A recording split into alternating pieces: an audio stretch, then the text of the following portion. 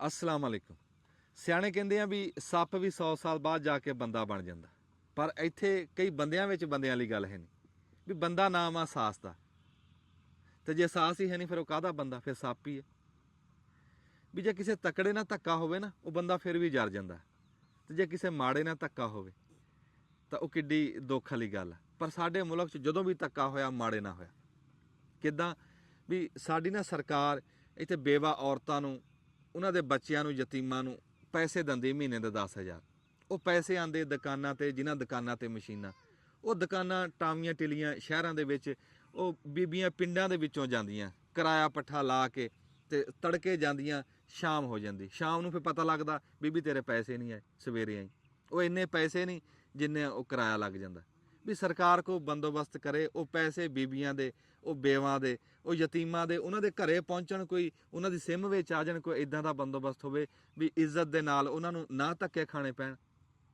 ਫਿਰ ਇੱਕ ਬੀਬੀ ਦੱਸਦੀ ਵੀ 5 ਉਂਗਲਾਂ ਬਰਾਬਰ ਨਹੀਂ, ਪਰ ਇਹ ਕੰਮ ਵੀ ਕਈ ਥਾਂ ਤੇ ਹੋ ਰਿਹਾ। ਲੈ ਸੁਣ, ਕਹਿੰਦੀ ਵੀ ਮੈਂ ਦੁਕਾਨ ਤੇ ਗਈ ਹਾਂ, 2 ਦਿਨ ਜਾਂਦੀ ਰਹੀ ਹਾਂ, ਤੇ ਉਹ ਅੰਗੂਠਾ ਲਾਇਆ ਕਰਾਂ, ਆਖੇ ਬੀਬੀ ਤੇਰੇ ਪੈਸੇ ਨਹੀਂ ਆਏ।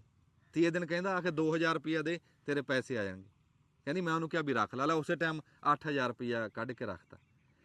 ਉਹ ਪੈਸੇ ਜਿਹੜੇ ਦੁਕਾਨਦਾਰ ਗਰੀਬਾਂ ਨੂੰ ਦੇ ਰਹੇ ਆ, ਉਹਨਾਂ ਨੂੰ ਅਮਾਨਤਦਾਰਾਂ ਤੱਕ ਅਮਾਨਤ ਪਹੁੰਚਾਉਣ ਦੀ ਫੀਸ ਸਰਕਾਰ ਉਹਨਾਂ ਨੂੰ ਦਿੰਦੀ ਹੈ, ਸਰਕਾਰ ਉਹਨਾਂ ਨੂੰ ਪੱਕੇ ਪੈਸੇ ਦਿੰਦੀ ਹੈ, ਫਿਰ ਵੀ ਉਹ ਯਤੀਮਾਂ ਦਾ ਮਾਲ ਖਾ ਰਹੇ।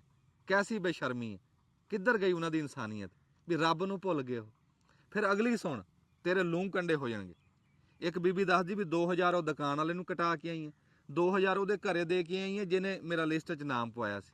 ਹਾਏ, ਅਸੀਂ ਕਿਹੜੇ ਪਾਸੇ ਤੁਰ ਪਏ ਅਸੀਂ। ਫਿਰ ਕਹਿੰਦੇ ਰੱਬ ਸਾਡੇ ਤੇ ਰਹਿਮ ਨਹੀਂ ਕਰਦਾ। ਤੁਸੀਂ ਰਹਿਮ ਕਰ ਰਹੇ। ਜਿਹੜਾ ਬੰਦਾ ਯਤੀਮਾਂ ਦਾ, ਬੇਵਾ ਦਾ ਮਾਲ ਖਾਂਦਾ, ਉਹ ਮਾਲ ਤਾਂ ਇਕੱਠਾ ਕਰ ਲਓ, ਪਰ ਉਹਦੇ ਕਿਸੇ ਕੰਮ ਆਊਗਾ ਨਾ, ਇਸ ਜਹਾਨ 'ਚ ਕੰਮ ਆਣਾ, ਨਾ ਅਗਲੇ ਜਹਾਨ 'ਚ ਢੋਈ। ਫਿਰ ਜਿੱਡੀ ਵੀ ਤੁਹਾਡੀ ਜ਼ਿੰਦਗੀ ਹੋਵੇ, ਜਿੰਨੀਆਂ ਮਰਜ਼ੀ ਤੂੰ ਨਮਾਜ਼ਾਂ ਪੜ੍ਹ ਲਾ, ਹੱਜ ਕਰਿਆ, ਤਹੱਜਦ ਪੜ੍ਹੀ ਜਾ, ਪਰ ਤੂੰ ਯਤੀਮਾਂ ਦਾ ਮਾਲ ਖਾਨਾ, ਤੇਰੀ ਇਬਾਦਤ ਕਬੂਲ ਨਹੀਂ ਹੋਣੀ, ਤੇਰੀ ਕੋਈ ਸ਼ਾਇਦ ਤੇਰੇ ਕੰਮ ਨਹੀਂ ਆਣੀ, ਭਾਵੇਂ 100 ਸਾਲ ਜਿੰਦਾ ਰਹੇ।